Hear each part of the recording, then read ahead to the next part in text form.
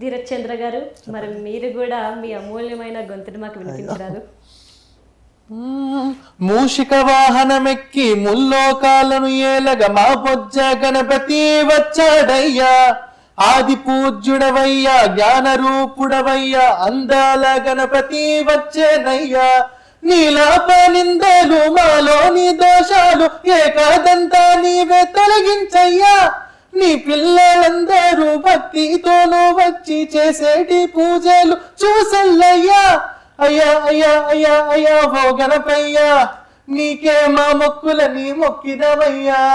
అయ్యా అయ్యా అయ్యా అయ్యా ఓ గణపయ్యా, నీకే మా మొక్కులని మొక్కినవయ్యా. మూషిక వాహనమెక్కి ముల్లోకాలను ఏలగ మా బొజ్జ గణపతి వచ్చాడయ్యా. ఆది పూజ్యుడవయ్యా, జ్ఞాన రూపుడవయ్యా, అందాల గణపతి వచ్చేనయ్యా.